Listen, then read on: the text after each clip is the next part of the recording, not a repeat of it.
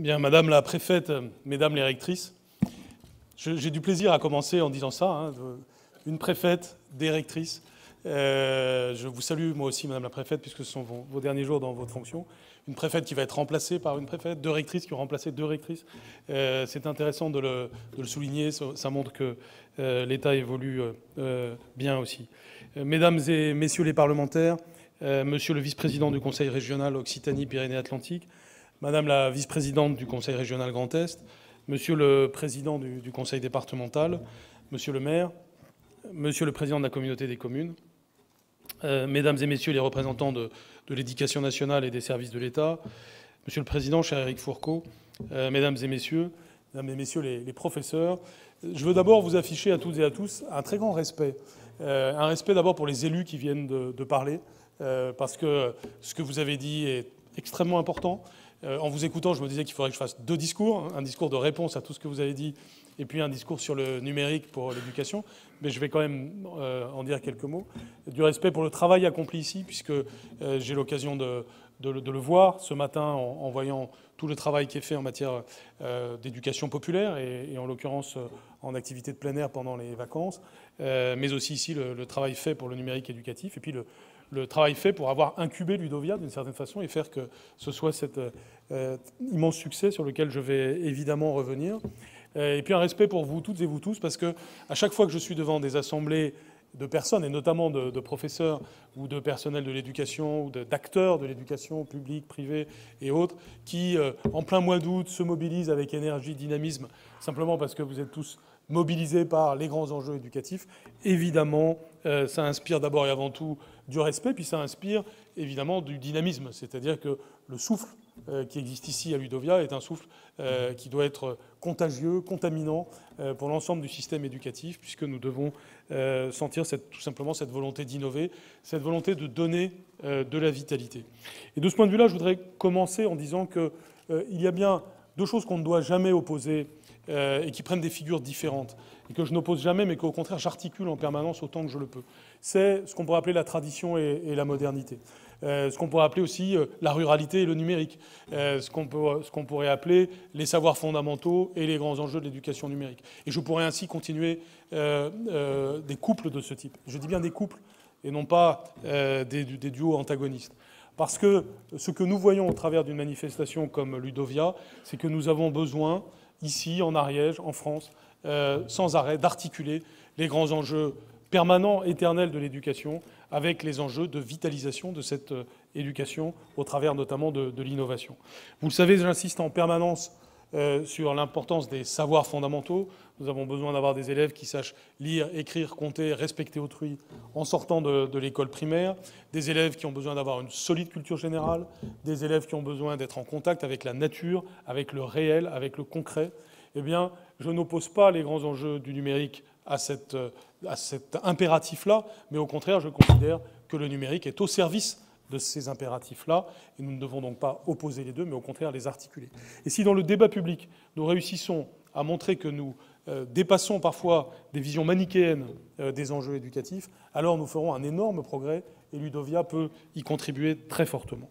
Je voudrais donc dire quelques mots sur ce que vous avez dit, mesdames et messieurs les élus, avant que je ne puisse intervenir, parce que ça me semble important d'illustrer par l'Ariège ces enjeux-là. D'abord, tout ce que vous avez dit autour de la ruralité. Bien entendu, je ne peux pas répondre à toutes les questions que vous avez soulevées, mais je voudrais d'abord dire à quel point l'éducation nationale, et avec l'éducation nationale, l'ensemble du gouvernement, est évidemment engagé pour un rebond de la ruralité. Surtout, ne nous mettons pas dans l'idée qu'il y aurait d'un côté les défenseurs de la ruralité et de l'autre Paris et les métropoles qui ne voudraient plus de cette ruralité. Ce n'est absolument pas ma manière de voir. Je vois les choses exactement de la même façon que vous. C'est-à-dire que je considère que c'est extrêmement précieux d'avoir des territoires comme celui-ci, qui est absolument magnifique, dont les atouts sont considérables, totalement adaptés au XXIe siècle. Et merci pour ce beau livre que vous m'avez offert, Monsieur le Président, et qui illustre cela. Il y a bien entendu un avenir, vous l'avez dit, un avenir démographique, et ça c'est une excellente nouvelle. Et cet avenir démographique qui lui-même va conditionner toute une série de scénarios positifs pour un territoire comme celui-ci, comme d'autres territoires ruraux de France. Je crois donc que l'éducation nationale peut accompagner cela, et l'accompagner non seulement en étant attentif sur les questions des moyens, et je ne rentrerai pas dans les détails de ces moyens, mais je voudrais simplement dire que dans ce département rural, comme dans tous les autres départements ruraux de France, le taux d'encadrement va augmenter l'année prochaine. Autrement dit, il y a une compensation de la diminution démographique qui est faite par les services de l'éducation nationale. Elle pourrait être plus forte, bien entendu, on peut toujours souhaiter davantage, mais surtout ce qui est important, c'est qu'ensemble, nous contribuons à ce renouveau démographique qui lui-même, évidemment, aura pour effet aussi le rebond des écoles en milieu rural. C'est un cercle vertueux qu'il faut enclencher. Ce cercle vertueux passe par différentes choses.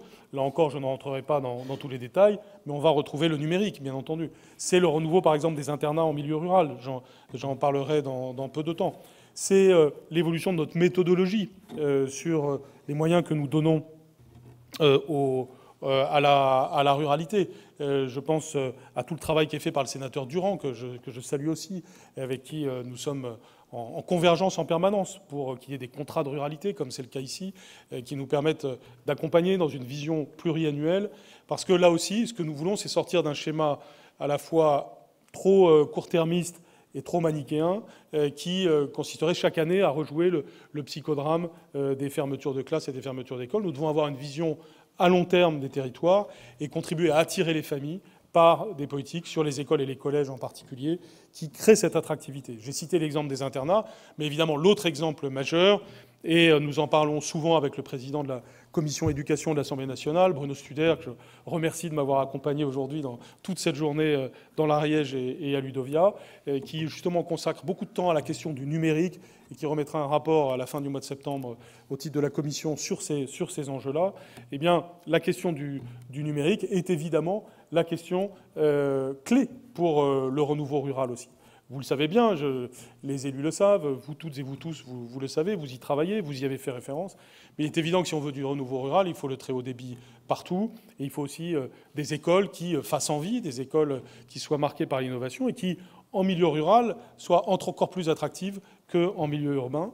J'y suis extrêmement attaché. Certains des exemples que l'on m'a donnés tout à l'heure, par exemple, lorsqu'on m'a représenté ce que fait l'Académie de Clermont-Ferrand sur ces sujets, ou par exemple quand on voit ce que les réseaux sociaux permettent pour faire communiquer des classes primaires rurales entre différents territoires, tous ces éléments qui permettent tout simplement de connecter le territoire rural au reste du monde est évidemment positif. Et donc il y a un avenir de la ruralité. J'en suis totalement convaincu. Il faut maintenant que nous le démontrions par nos actions convergentes. Mais soyez totalement persuadés que je suis habité par cette approche et que nous pouvons la faire vivre et que nous pouvons y travailler ensemble dans les temps futurs, ce qui permettra certainement de nouvelles évolutions dans les temps à venir. Et vous le voyez bien, j'ai commencé en disant qu'on ne devait pas opposer tradition et modernité. On voit bien qu'au travers de ruralité et numérique, on a littéralement des éléments de conciliation très forts et même de complémentarité totale entre les différentes dimensions. Cet événement de Ludovia, je tenais vraiment à y être pour plusieurs raisons. La première, c'est de souligner le travail que vous faites. Il est important, après 15 années de progrès, de développement, et qui vont certainement encore se poursuivre au fil de toutes les années futures, eh bien, il est important de saluer, tout simplement, de féliciter, de souligner, de dire que vous avez franchi un cap de visibilité, mais qui n'est pas de la visibilité pour la visibilité, c'est parce qu'il y a du contenu, parce que vous avez su fédérer des énergies et montrer tout ce qui se passe de manière extrêmement dynamique en France dans le lien entre l'éducatif, les questions éducatives et les questions numériques. Et puis, j'ai voulu être à Ludovia. D'abord, c'était aussi l'occasion d'être en Ariège et d'avoir des activités comme celles que j'ai eues ce matin pour souligner, là aussi, certains des atouts du département. Mais aussi pour, devant vous aujourd'hui, tenir le discours que je considère comme mon discours probablement le plus important que j'aurai à faire sur l'éducation et le numérique, puisque après un an d'exercice de ma fonction, le temps est venu de dire quelle est la stratégie numérique de ce ministère, avec les éléments de continuité et les éléments d'évolution nécessaires. Vous savez, on commence souvent un discours en disant « je vais être bref ». Malheureusement, je ne suis pas suffisamment hypocrite pour vous le dire. Ce discours va nécessairement être long parce que j'y attache beaucoup d'importance. Et parce que je considère qu'aujourd'hui, à Ludovia, eh bien, c'est le lieu pour dire cela. Non seulement, d'une certaine façon, pour rendre hommage à ce que vous avez fait, parce que c'est le lieu adéquat pour afficher cette stratégie, mais aussi parce qu'il y a ici présent dans cette salle des acteurs importants du sujet et que c'est donc une occasion tout à fait particulière pour le faire. Je veux tout particulièrement remercier aussi pour sa présence et pour son action Jean-Marc Mériot, qui est, vous savez, le nouveau directeur du numérique pour l'éducation depuis le mois d'avril dernier. Il a contribué à préparer ce rendez-vous pour l'éducation nationale et c'est avec lui, avec mon conseiller David Knecht et plusieurs d'entre vous que nous élaborons cette stratégie numérique. Je voudrais aussi souligner la présence des opérateurs présents à Poitiers, en l'occurrence le directeur du CNED en particulier et le directeur de Canopé, parce que ces deux acteurs institutionnels sont fondamentaux avec les Zen à Poitiers pour faire de Poitiers la capitale de l'éducation nationale. J'ai souvent utilisé cette formule, je l'utilise bien volontiers, avec évidemment axe les termes, parce que c'est aussi une façon de souligner l'importance du numérique dans l'éducation nationale, puisque nous avons positionné historiquement à Poitiers des acteurs essentiels. Les questions de lieu sont très importantes, et donc je suis heureux là aussi de pouvoir souligner le rôle de Poitiers. Mais au-delà des questions de lieu, c'est la question des acteurs institutionnels. Nous avons la chance d'avoir un grand service public national de l'éducation. Avoir un grand service public national de l'éducation, c'est quelque chose qui parfois est critiqué. Je ne rappellerai pas la métaphore préhistorique que parfois nous est renvoyée au visage. Eh bien, cette métaphore, maintenant, elle est derrière nous. Elle doit être derrière nous parce que nous devons montrer que non seulement ça n'est pas un problème d'être grand, et nous sommes grands, 1 million de personnel environ, 12 millions d'élèves, c'est énorme, c'est une des plus grandes structures au monde, publiques et privées confondues, mais ce n'est pas un problème. C'est au contraire un atout considérable. À l'ère du numérique, c'est un atout considérable parce que nous pouvons avoir des effets de levier, parce que nous pouvons avoir des effets de masse critique, parce que nous pouvons faire des expérimentations, parce que nous pouvons avoir des innovations. Et donc notre grande taille doit être un atout dans ce XXIe siècle parce que nous pouvons combiner et la grande taille et l'agilité, et c'est évidemment le numérique qui peut le permettre en particulier. Et donc, dans ce contexte, j'arrive avec, je crois, une approche à la fois réaliste et optimiste sur ce que nous pouvons faire au travers du numérique. Je le fais en étant conscient que nous sommes dans une période historique très particulière. Je ne veux pas abuser des grands mots, mais personne n'ignore que nous sommes dans un changement de civilisation. On ne doit pas l'ignorer, on ne doit pas faire comme si ça n'était pas le cas. La mondialisation, d'une part, l'immédiateté des communications, d'autre part, ensemble, on fait que nous sommes entrés dans un autre monde. Cet autre monde a évidemment des avantages et des inconvénients, mais il est évident que dans ce nouveau monde, l'éducation joue un rôle tout particulier, parce que c'est l'éducation qui doit nous permettre de faire en sorte que ce monde de plus en plus technologique puisse être tout de même un monde de plus en plus humain. Ce n'est pas évident, ce n'est pas un pari gagné d'avance. Ce monde de plus en plus technologique peut être tout à fait plus inhumain, et je ne me le cache pas, et nous ne devons pas nous le cacher, mais il peut aussi être plus humain, et c'est par l'éducation notamment que nous arriverons à ce que ce soit le cas. Et donc, c'est avec cet impératif-là, comment est-ce que l'éducation peut contribuer à ce qu'un monde de plus en plus technologique puisse être un monde de plus en plus humain, que nous devons penser les grands enjeux de l'éducation. C'est pourquoi je considère qu'il y a deux enjeux essentiels qui structurent d'une façon notre vision. Il y a d'une part la question de la protection et il y a d'autre part la question de l'ambition. Nous devons protéger, nous devons avoir une protection pour nos élèves en particulier. C'est tout l'enjeu notamment de la protection des données sur lesquelles je vais revenir. Et c'est précisément parce que nous avons ce cadre protecteur que nous pourrons établir le fameux cadre de confiance que permet le fait d'avoir un grand service public de l'éducation nationale. Ce cadre de confiance permet justement d'avoir une grande ambition et de pouvoir déployer toute l'énergie nécessaire pour que, évidemment, toutes les initiatives numériques puissent exister dans notre système, et même que la France puisse être, dans les temps à venir, un modèle international en matière de numérique éducatif. Il y a donc clairement aujourd'hui à relever les défis de l'éducation au travers du numérique. Le numérique n'est évidemment pas un objectif en soi. Le numérique est un outil. Jules Ferry disait déjà qu'il fallait outiller les instituteurs et les institutrices. Eh bien, nous devons continuer à outiller avec les outils de notre temps, mais le faire évidemment avec des objectifs qui, eux, sont éternels. Et ces objectifs, c'est faire de nos élèves des femmes et des hommes libres, des femmes et des hommes formés, et qui, précisément parce qu'ils et elles sont formés, deviennent des individus libres, aussi bien sur le plan personnel que sur le plan professionnel, capables de s'épanouir dans ce monde qu'ils doivent créer et qu'ils doivent contribuer sans arrêt à créer et à recréer. Et donc, c'est une finalité potentiellement profondément humaniste et profondément démocratique que nous devons viser, en étant conscients que l'inverse peut exister et que c'est précisément parce que nous sommes réalistes sur ces sujets que nous pouvons nous fixer des objectifs ambitieux et optimistes. Il y a donc, de ce point de vue-là, une stratégie à définir, et pour moi, le mot-clé dans cette stratégie, aussi bien pour la protection que pour l'ambition, c'est le mot de discernement. Nous devons discerner parmi les outils numériques ce qui est pertinent et parmi les objectifs que nous avons ce qui est pertinent. Il y a, nous le savons, de bons usages du numérique. C'est ceux qui permettent d'ouvrir une fenêtre sur le monde, qui permettent aux enfants d'apprendre et de mieux comprendre, qui préparent à agir et à créer dans le monde contemporain.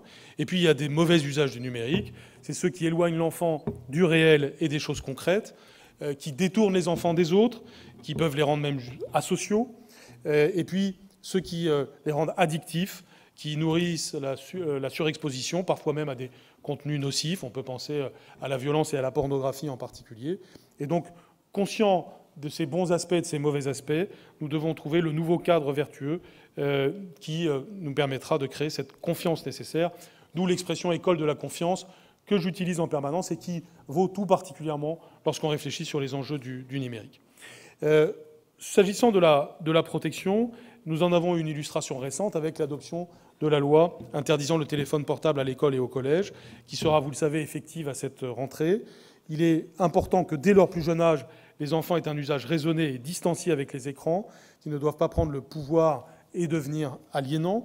Je dis bien les écrans. Les écrans, ça ne résume pas le numérique. Prenons par exemple les robots, j'en ai vu un tout à l'heure. Le robot, ce n'est pas un écran, ce n'est pas le même genre d'addiction, ce n'est pas le même genre de relation. Et de nouveau, on doit faire preuve de discernement lorsqu'on parle de ces sujets-là. Mais en tout cas, l'addiction aux écrans est un problème que l'on doit évidemment avoir à l'esprit, et l'addiction au téléphone portable aussi. Nous devons, d'ailleurs, si nous ne voulons pas créer in fine un mouvement de rejet de la technologie dans notre société, risque qui est aussi un risque que nous courons, nous devons être très attentifs à cela. C'est pourquoi d'ailleurs cette loi a été une loi du discernement. Nous avons préservé la possibilité d'un usage pédagogique du téléphone portable, mais donc un usage raisonné, un usage maîtrisé. Et par ailleurs, ce que nous avons voulu au travers de la loi, c'est une certaine homogénéité nationale, parce que c'est un sujet sur lequel il y avait déjà des interdictions dans certains collèges, mais pas dans tous les collèges, et sur lesquels il y avait un certain flou juridique sur bien des aspects, par exemple la confiscation du téléphone et autres éléments très pratiques. Mais ceci laisse encore de grandes marges de manœuvre aux collectivités locales, notamment aux conseils départementaux, sur la manière d'accompagner les établissements dans la façon dont ils appliqueront cette mesure. Le fait est que nous avons envoyé un signal, c'est un signal aux élèves, mais d'une certaine façon, c'est un signal à la société française. Nous sortons de l'été, et je pense que la grande majorité des personnes présentes dans cette salle ont vécu des scènes familiales, personnelles, où l'addiction au téléphone portable ne touchait pas que les enfants et les adolescents, et où ce moment où on est censé se retrouver peut être un petit peu pollué par ces nouveaux réflexes que nous avons. Et celui qui vous parle n'est pas forcément totalement innocent non plus sur ces pratiques. Et donc, il faut aujourd'hui non seulement envoyer un message qui est un message aux élèves, mais c'est aussi un message à la société, un message de discernement et un message qui doit donc nous permettre, là aussi, de nous situer aux avant-postes des bonnes pratiques. La question de la protection ne se résume pas, évidemment, au sujet du téléphone portable. L'une des plus grandes révolutions numériques qui s'engagent est celle de l'intelligence artificielle fondée sur le traitement de masse des données. L'éducation nationale produit aujourd'hui un très grand nombre de données liées à la vie scolaire, aux évaluations, aux résultats des élèves, aux travaux et aux devoirs qu'ils réalisent. C'est absolument considérable en termes de production de données. Il s'agit de les protéger et en même temps d'élaborer les outils nécessaires pour en faire profiter, dans le strict respect des libertés, l'ensemble de la communauté éducative. Par le passé, nous n'avons pas toujours été suffisamment exigeants et vigilants dans ce domaine. Et donc, nous devons passer à une nouvelle étape. Nous devons d'abord protéger les données. Vous le savez, la loi du 20 juin 2018 a permis au Parlement d'adopter le cadre clair et protecteur de l'information des utilisateurs et du traitement des données. Le respect de ce cadre dans le domaine de l'éducation doit évidemment être assuré par mon ministère, ainsi que par le ministère de l'Enseignement supérieur et de la Recherche, avec une nouvelle fonction que j'officialise aujourd'hui, celle de délégué à la protection des données. J'ai décidé de nommer l'inspecteur général Gilles Braun, qui sera donc le premier titulaire de ce poste. Il sera placé auprès de la secrétaire générale des deux ministères pour coordonner l'action des délégués académiques à la protection des données. Il s'agit en effet d'accompagner la communauté éducative dans la nécessaire sensibilisation à la protection des nombreuses données qui sont collectées, stockées et traitées. Et un récent rapport de l'inspection générale soulignait déjà que les progrès de l'institution à faire sont encore devant nous, parce que nous sommes partis de façon un peu fragmentée sur cette question. Là aussi, le fait d'être un grand service public national de l'éducation doit nous permettre de mettre bon ordre.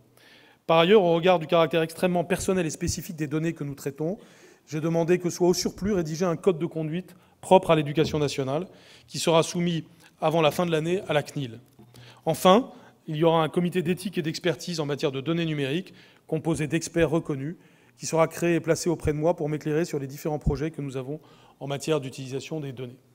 Vous le voyez, un trépied avec, d'une part, un responsable de la protection des données, d'autre part, un comité d'éthique, et enfin, un code de conduite. Ces trois éléments sont au service du développement du numérique, puisque quand vous entendez cela, vous dites peut-être « Ouh là là, cela fait encore beaucoup de nouvelles règles, de nouvelles institutions ». En réalité, lorsque nous faisons cela, nous pensons aussi aux acteurs du numérique, comme ceux qui sont dans cette salle. Il y en avait un tout à l'heure qui m'a interrogé sur le développement d'une application qui peut être freinée parce que précisément on manque de critères clairs pour dire ce qui coïncide ou pas avec la RGPD ou ce qui coïncide ou pas avec telle ou telle règle de l'éducation nationale. Ce que nous voulons maintenant, c'est vite et bien avoir des règles du jeu claires. Et c'est dans ce cadre de confiance, grâce à ces règles du jeu claires, que justement pourront s'épanouir l'ensemble des outils numériques pertinents, mais évidemment, précisément parce qu'il y aura ce socle et ce cadre de confiance dont nous avons besoin. Nous avons, dans ce cadre-là, évidemment des usages pertinents du traitement des données à faire, parce que l'intelligence artificielle peut nous permettre, dans le futur, de lutter mieux contre l'échec scolaire, pour mieux gérer notre institution, en ciblant précisément les besoins de chaque élève, et d'une manière générale pour ajuster nos stratégies pédagogiques et optimiser nos fonctionnements. L'invention de la statistique au XIXe siècle a permis à l'État de mener des politiques publiques au plus près des besoins des populations. Le traitement des données au XXIe siècle va nous permettre de mener une politique publique d'éducation au plus près des réalités scolaires et des besoins des écoles et des établissements. Parce que grâce au traitement des données, l'élève va disposer d'un environnement personnalisé d'apprentissage lui permettant de faire le point sur ses forces et ses besoins, et d'accéder à un parcours pédagogique spécifique, avec des aides adaptées, ou encore à des suggestions d'activités ou de ressources correspondant à ses marges de progression. Et nous allons, dès cette année, commencer à aller dans cette direction. C'est le sens des évaluations de début de CP et de début de CE1 qui commencent en cette année 2018-2019. C'est le sens des évaluations de seconde en début de seconde qui vont nous permettre de déployer une aide personnalisée, adaptée à chaque élève. Le professeur va accentuer encore la différenciation pédagogique grâce à la connaissance précise des besoins spécifiques de chacun de ses élèves. Les chercheurs vont mieux comprendre les processus d'apprentissage. Et je salue ce que j'ai vu tout à l'heure de la part du laboratoire Tecnet de Poitiers qui, là encore, s'illustre dans ces grands enjeux-là. Et puis, l'institution va pouvoir mieux gérer son fonctionnement, mieux évaluer ses pratiques, mieux modéliser ses évolutions. Nous devons avoir des outils de pilotage plus performants pour mieux juger de l'affectation de nos moyens, de l'utilisation dans des projets d'établissement ambitieux au service des élèves. Ce que les Américains appellent les Learning Analytics doivent nous permettre de faire avancer la recherche et de nous faire collectivement progresser en nous éclairant sur les manières les plus efficaces de transmettre et d'apprendre. De nouveau, je voudrais dire à quel point ces évolutions peuvent nous positionner à la pointe des meilleures pratiques mondiales sur ces questions. Nous en avons les moyens, nous en avons la possibilité du fait des caractéristiques de la France. Et si nous le faisons dans un cadre qui, au surcroît, protège les données, eh bien, ceci nous permettra d'avancer. Aujourd'hui, nous sommes un petit peu dans la situation inverse. Nous protégeons mal les données. Nous avons donc les aspects négatifs de la massification des données. Et nous ne nous servons pas très utilement de ces données, ou en tout cas nous le faisons de façon anarchique. Demain, nous devons avoir l'exact inverse, nous devons protéger les données, garantir aux familles et aux élèves des choses très importantes en la matière, et au passage, faire une éducation à la protection des données pour tous les élèves, et ce faisant, bien entendu, avoir un dynamisme pédagogique et éducatif permis par le traitement des données dans un environnement sûr et à l'avantage des élèves. Nous devons aussi, et c'est le deuxième point que je voulais traiter aujourd'hui, c'est nous devons enseigner au XXIe siècle avec le numérique. La révolution numérique nous oblige à répondre à une question pédagogique fondamentale. Que signifie enseigner au XXIe siècle? Comment transmettons des connaissances et des valeurs à l'heure du numérique? Qu'est-ce qu'apprendre? D'une certaine façon, ce sont des questions éternelles. Et le numérique vient accomplir des choses que Socrate pouvait dire sur la dialectique, sur finalement l'interaction entre le professeur et l'élève, entre deux personnes qui sont dans une action d'enseignement. Eh bien, aujourd'hui, l'école peut d'une certaine façon accomplir le rêve socratique. Elle peut le faire davantage qu'hier, parce qu'elle s'appuiera sur des enjeux qui sont éternels. Je parlais tout à l'heure des humanités classiques, car il ne peut pas y avoir de république si les élèves ignorent d'où ils viennent et méconnaissent les racines de la langue qu'ils parlent, les racines de la civilisation dans laquelle ils vivent, mais aussi les enjeux nouveaux, ce qu'on appelle parfois les humanités scientifiques et numériques, qui nous projettent dans l'avenir, et que là aussi on ne saurait opposer aux humanités classiques, mais au contraire, qui viennent ensemble pour permettre à nos élèves de marcher sur leurs deux pieds.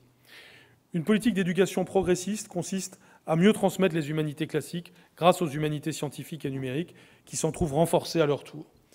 Ceci signifie d'abord que les outils numériques peuvent être au service de la maîtrise des savoirs fondamentaux, c'est ce que je disais en commençant, parce que nous saurons créer des complémentarités entre tous les supports concrets et digitaux que le numérique permet dans le futur, et bien entendu en étant attentifs à ce que les élèves continuent à manipuler concrètement des choses dans l'esprit de cette leçon de choses qui a caractérisé l'école de la République. Les outils vont nous permettre de parachever la stratégie pédagogique que nous avons mise en place. Elle consiste à établir pour chaque élève et à chaque moment clé de son parcours un état de lieu de ses forces, de ses faiblesses et de ses besoins. Parce qu'il est indispensable de mieux connaître l'élève pour mieux agir. C'est le sens des évaluations auxquelles je faisais référence et pour lesquelles nous avons de grands atouts avec l'ensemble des institutions de l'éducation nationale. Les assistants numériques que nous connecterons à cette évaluation vont permettre d'être beaucoup plus efficaces dans l'action pédagogique. À l'école primaire, nous allons faire un investissement de 8 millions d'euros d'ici 2020 pour mettre à la disposition des professeurs plusieurs applications d'entraînement à la maîtrise des savoirs fondamentaux pour les élèves de CP, de CE1 et de CE2. Et ceci s'appuiera sur l'écosystème numérique représenté notamment à Ludovia. Nous développerons des outils numériques spécifiques pour les CP dédoublés afin d'offrir aux élèves qui sont dans les territoires les plus fragiles les outils dont ils ont besoin pour progresser. Au collège, le CNED propose dès cette rentrée un outil numérique d'accompagnement du dispositif Devoirs faits. Ce service innovant fournit une aide instantanée sur les questions simples portant sur des savoirs et des compétences du collège.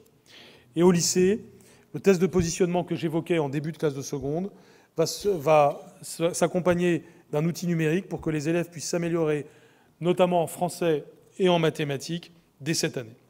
Il faut évidemment développer des outils en français et en mathématiques, mais aussi en langue, en histoire, dans toutes les sciences, et le faire avec discernement.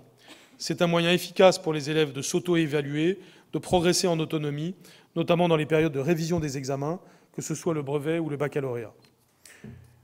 Un deuxième élément qui va avec l'enseignement par le numérique, c'est le rôle que le lycée professionnel va jouer demain dans l'évolution de l'éducation nationale en matière d'usage des outils numériques.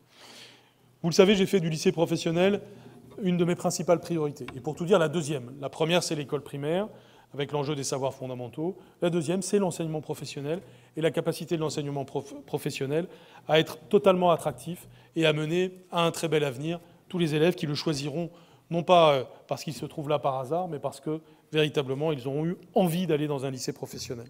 C'est déjà le cas dans un certain nombre de filières, ça doit l'être dans toutes les filières du lycée professionnel.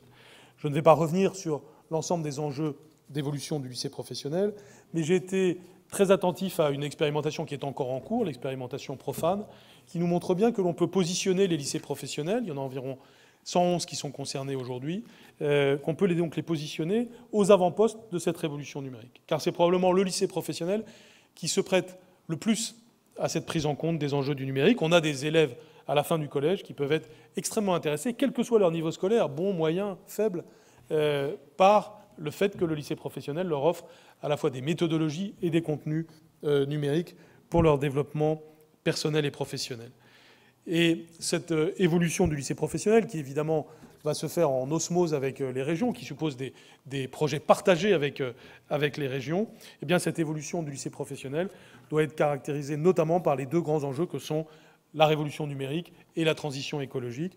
Et nous sommes, par exemple, avec la région Occitanie, mobilisés sur un tel sujet, avec les deux rectrices, pour avoir des projets de campus, pour avoir des projets de numérisation qui aillent dans ce sens.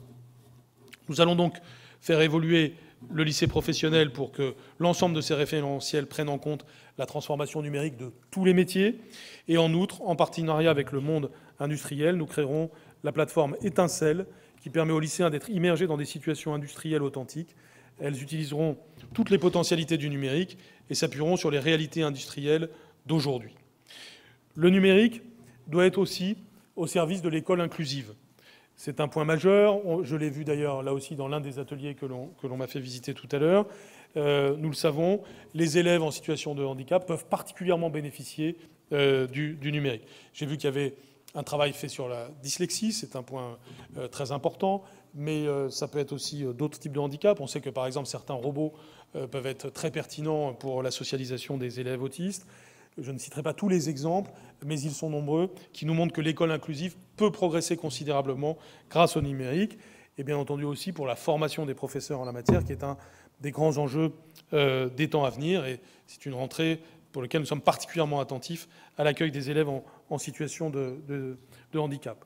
Nous développons donc des ressources conçues pour répondre plus spécifiquement aux besoins des élèves porteurs de handicap, comme dans le cas des 10 ou des autistes, comme je viens de le dire. Et il y aura des soutiens pour les projets innovants en la matière. Le numérique, et c'est en lien avec les questions que vous avez posées tout à l'heure et auxquelles j'ai commencé à répondre, permet aussi de lutter contre les fractures territoriales. Je n'ai pas besoin de faire un long développement sur ce sujet, vous le connaissez tous très bien. L'école rurale peut être en pointe dans les enjeux de personnalisation des parcours des élèves. Elle l'est souvent aujourd'hui. Je fais souvent l'éloge de l'école rurale. Chacun sait que les écoles primaires rurales aujourd'hui réussissent mieux que la moyenne des écoles primaires en France. Non seulement parce qu'elles ont des taux d'encadrement plus favorables, mais aussi parce qu'il y a cette humanité et cette capacité à innover dans un grand nombre de cas. Eh bien, nous avons lancé en juin 2018 un appel à projet financé par le PIA, qui est destiné à soutenir le développement de l'innovation numérique pour l'innovation dans les écoles des communes rurales, c'est-à-dire les communes de moins de 2000 habitants. Avec cet appel à projet, ce sont plus de 3000 écoles qui bénéficieront d'équipements numériques destinés à favoriser les apprentissages, à enrichir le lien avec les familles, à conforter l'attractivité de l'école et des territoires ruraux. Les outils numériques, quand ils sont au service d'une politique aux objectifs clairs, permettent de faire progresser les élèves. Nous ne devons jamais mettre les questions d'équipement matériel en premier. Les questions d'équipement matériel doivent être au service des objectifs et des enjeux qualitatifs, notamment des enjeux de formation des professeurs. Nous le savons tous, toutes les expériences en France ou ailleurs nous le montrent. C'est pourquoi j'arrive à un troisième point, qui est évidemment la question des compétences numériques des élèves. Il ne s'agit pas seulement d'enseigner avec le numérique, mais il s'agit d'enseigner tout simplement le numérique. Et c'est le deuxième volet de l'ambition forte que nous devons avoir. Nous devons protéger, nous devons avoir une ambition forte. Cette ambition forte, c'est d'enseigner avec le numérique, et c'est aussi d'enseigner le numérique. Le développement des enseignements portant sur le numérique, ou utilisant les ressources et outils numériques, contribue au développement chez les élèves des compétences clés de la société et du monde professionnel du XXIe siècle. La créativité, l'innovation, le travail en groupe, le travail en réseau, le travail en mode projet, l'autonomie.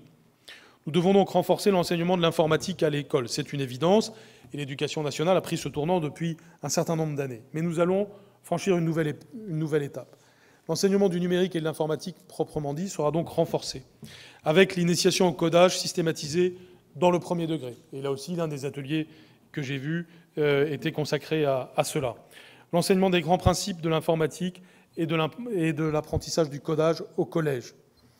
Là aussi, il ne s'agit pas de voir l'informatique comme étant un sujet qui vient s'ajouter à tous les autres sujets, mais comme un sujet qui vient, c'est le cas de le dire, informer l'ensemble des autres sujets. L'exemple qui me vient le plus à l'esprit, c'est celui des logiciels de codage. J'en ai vu encore un bien connu tout à l'heure. Lorsqu'on regarde les élèves travailler avec ces logiciels de codage, ce qui est frappant, c'est que ce qu'ils travaillent, c'est tout simplement leur sens logique. Ce sens logique dont ils ont besoin aussi bien en mathématiques qu'en grammaire. Lorsque un enfant fait de la programmation au niveau de l'école primaire, en réalité, il fait quelque chose qui ressemble de très près à ce qu'on lui demande de faire quand il fait de la grammaire de phrase. Un sujet, un verbe, un complément, une structuration, un objectif, faire quelque chose à la machine en structurant bien l'ordre que l'on va donner.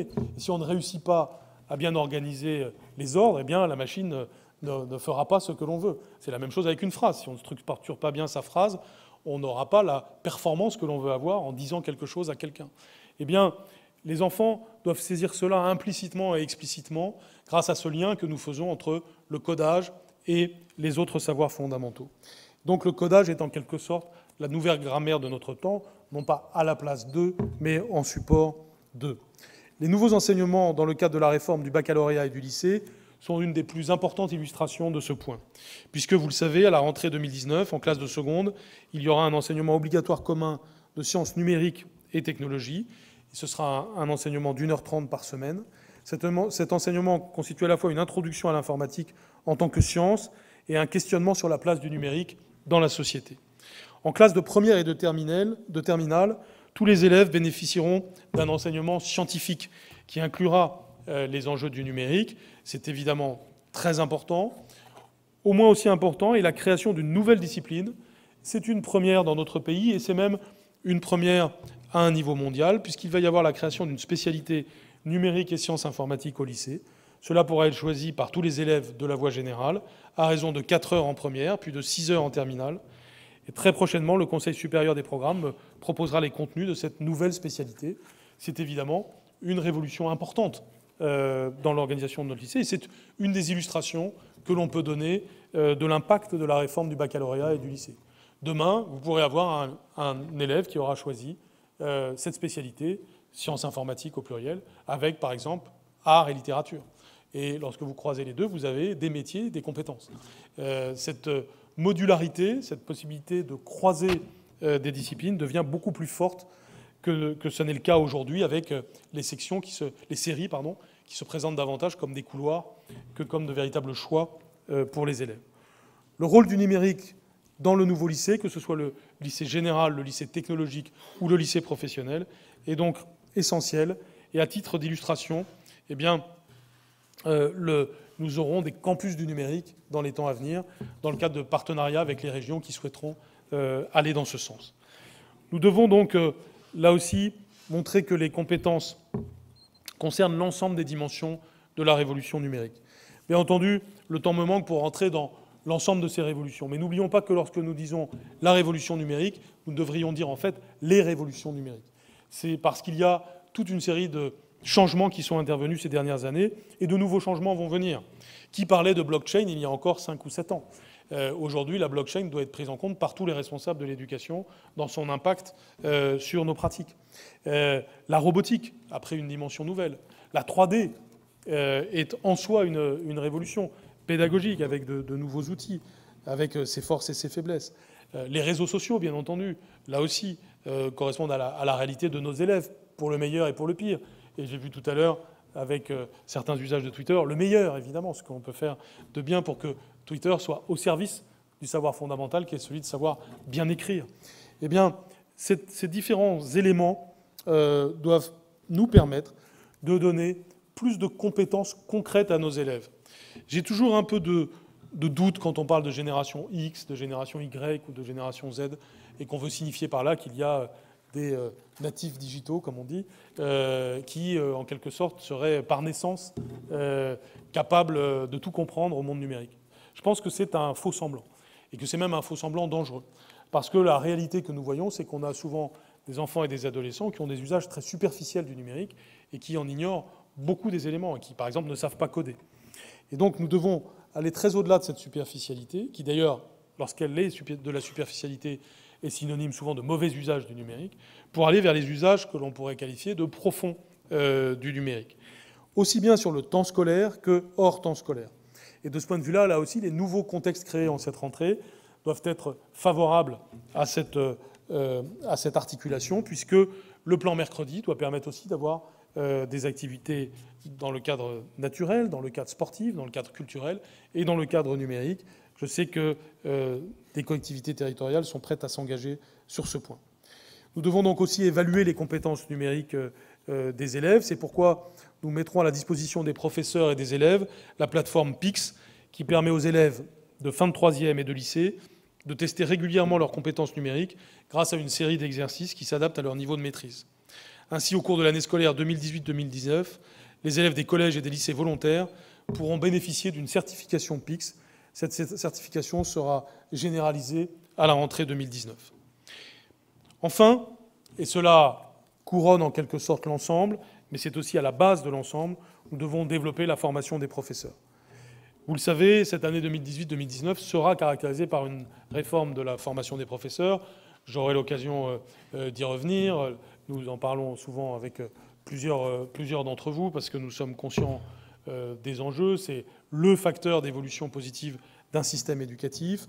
Cette évolution de la formation des professeurs intégrera évidemment l'enjeu de la formation numérique. Nous avons aujourd'hui déjà le dispositif Magistère qui propose 400 parcours de formation et forme chaque année plus de 250 000 professeurs. C'est un atout que nous devons consolider. Pour les professeurs de classe dédoublée de CP et de CE1 en éducation prioritaire, il y a un service numérique spécifique d'accompagnement de type réseau social qui sera mis en place dès cette rentrée.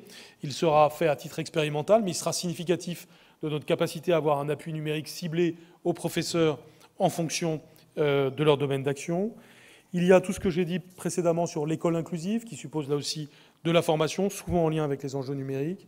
Il y a les divers projets composant le programme IFRAN, j'ai cité tout à l'heure le programme Profane, mais nous devons profiter de ce que IFRAN nous enseigne, notamment via une plateforme en ligne dédiée qui sera mise en place d'ici la fin de l'année 2018 et qui contribuera à diffuser auprès des communautés éducatives les résultats les mieux établis par la recherche dans le domaine du numérique éducatif. Et puis c'est également dans cette perspective que l'on met en place des incubateurs, notamment les incubateurs académiques liant les travaux des chercheurs et les expérimentations conduites dans les écoles et les établissements scolaires. Vous le savez, il y a quelques semaines, nous avons inauguré au 110 rue de Grenelle, c'est-à-dire au siège du ministère de l'Éducation nationale, lieu emblématique, ce que nous avons appelé le 110 bis, le terme veut bien dire ce qu'il veut dire, qui est un laboratoire d'innovation situé au cœur des services centraux du ministère. Nous donnons à ce lab évidemment plusieurs fonctionnalités. Il est au cœur des services centraux, il permet notamment un travail collaboratif entre les différentes directions du ministère, mais aussi un lieu de démonstration pour les EdTech françaises, et il est aussi un lieu d'influence sur l'ensemble du réseau national. Tout un travail a été fait au cours de la dernière décennie pour développer, par exemple, les ateliers canopés en région, par exemple, des labs dans les établissements. Ce que l'on peut souhaiter dans le futur, c'est qu'il y ait des lieux ainsi qui se multiplient. J'ai vu un exemple tout à l'heure d'un lab en milieu rural, développé ici dans l'Ariège, qui est tout à fait l'exemple de ce que nous devons faire. Mais dans le futur, je pense que nous devons avoir, dans les établissements du second degré, mais aussi éventuellement dans les écoles primaires, un lieu central.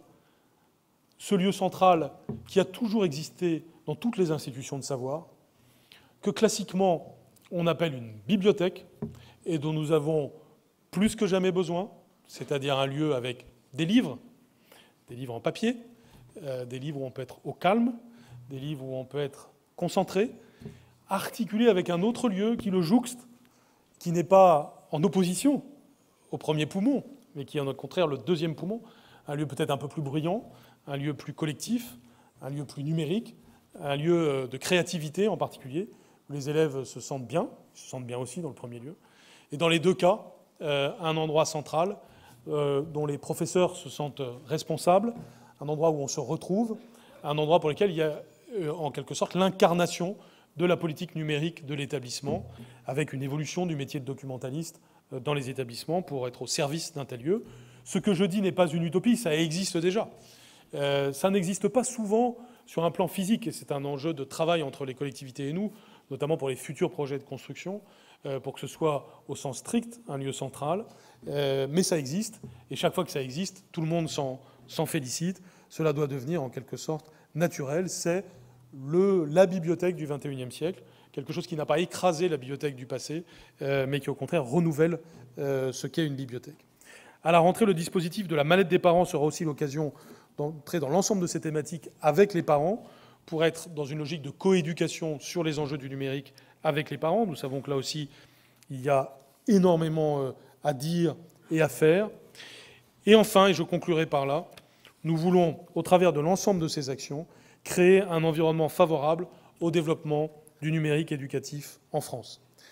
Je l'ai dit, le fait d'être un grand service public national de l'éducation doit être une opportunité pour servir de tremplin aux différentes technologies pertinentes pour l'éducation. Nous avons face à nous de grands opérateurs. Bien entendu, on pense aux GAFA, on y pense quand on parle de protection des données, on y pense quand on parle des grands opérateurs. La France doit être capable d'avoir aussi de grands acteurs. Je salue par exemple tout ce qui a été fait au travers de Quant. Je pense que les responsables de Quant sont présents à Ludovia, s'ils sont là, qu'ils lèvent le doigt. Bravo, je les salue pour le travail magnifique qu'ils font et qui est typique de cet état d'esprit humaniste que nous voulons pour le numérique du XXIe siècle. Et au-delà du projet Quant, l'ensemble des projets dont beaucoup d'entre vous êtes porteurs et qui méritent de se développer en France, mais aussi en Europe, mais aussi dans le monde, pour que nous portions une vision du numérique, une philosophie du numérique, non pas de manière abstraite, mais de manière incarnée, de manière concrète, par des programmes qui sont au service des élèves. Parce que le ministère ne fera pas tout seul, ce n'est ni possible ni souhaitable. Il a besoin de la créativité, du savoir-faire des éditeurs, du sens de l'entrepreneuriat du secteur des nouvelles technologies. Il a besoin évidemment des collectivités territoriales, je l'ai amplement souligné. Elles mènent des projets d'envergure que je veux saluer tout particulièrement aujourd'hui. Nous avons aussi besoin de grands partenaires publics de référence, que sont notamment le Secrétariat général pour l'investissement, mais aussi la Caisse des dépôts et consignations, avec laquelle nous travaillons étroitement. Nous devons, et c'est ce que je suis venu vous proposer aujourd'hui, au-delà de vous toutes et vous tous ici présents, à l'ensemble des acteurs du système éducatif français, fédérer nos forces pour faire du numérique éducatif un des fleurons de notre économie et de notre société, pour qu'ensemble nous formions un écosystème créatif et que nos élèves soient préparés au monde de demain. Les enjeux culturels sont énormes. Je l'ai dit, les leaders du numérique éducatif aujourd'hui sont pour l'essentiel anglo-saxons. Si nous voulons défendre une certaine idée de l'éducation, si nous sommes vraiment attachés à la francophonie, si nous voulons vraiment que nos élèves entrent dans le XXIe siècle avec une philosophie de l'éducation qui corresponde à nos valeurs, alors nous devons avoir une stratégie claire, c'est ce que j'ai voulu vous exposer aujourd'hui, mais nous devons aussi avoir un état d'esprit d'union. C'est pourquoi nous accompagnerons mieux les acteurs de la tech, non seulement au travers d'initiatives comme celles qui existent de la part de nos grands opérateurs ou de la part du 110 bis dont j'ai parlé, mais aussi au travers d'appels à manifestation d'intérêt auprès des acteurs de la tech pour la réalisation d'expérimentations de projets numériques innovants. Ces AMI, comme nous disons, appels à manifestation d'intérêt, seront proposés à intervalles réguliers en 2019 sur les thématiques déterminées par le ministère avec l'appui du Conseil scientifique de l'éducation nationale. Nous renforcerons le partenariat avec les collectivités locales. C'est là aussi un point majeur. Un comité de partenaires du numérique pour l'éducation a été mis en place à l'initiative conjointe des collectivités territoriales et du ministère de l'Éducation nationale. Nous allons donc mieux structurer, mieux systématiser les échanges, comme vous l'avez demandé tout à l'heure dans vos discours respectifs. Bien évidemment, pour les élèves, nous devons être particulièrement attentifs à ce que ce soit ceux qui sont les plus défavorisés qui puissent bénéficier de notre attention la plus grande. Nous devons bâtir ensemble une communauté du numérique éducatif où chacun apporte ce qu'il sait faire. L'éducation nationale garantit le cadre, les collectivités territoriales, avec le ministère, donnent l'impulsion, les professeurs apportent leur expertise, expriment leurs besoins, les entreprises apportent leur créativité, les associations assurent la complémentarité, tout particulièrement entre les activités scolaires, périscolaires et extrascolaires. Et donc nous réussirons si nous sommes à la fois pragmatiques, pratiques, simples, concrets, et que nous répondons aux besoins des utilisateurs. Nous avons la possibilité ensemble d'écrire une nouvelle page de l'éducation, celle d'une éducation qui prend en compte le numérique au XXIe siècle, non pas pour se laisser écraser par la technologie, mais au contraire pour utiliser la technologie pour l'objectif permanent, l'objectif de long terme, l'objectif, je l'espère, éternel, celui de la réussite de nos élèves. Je vous remercie.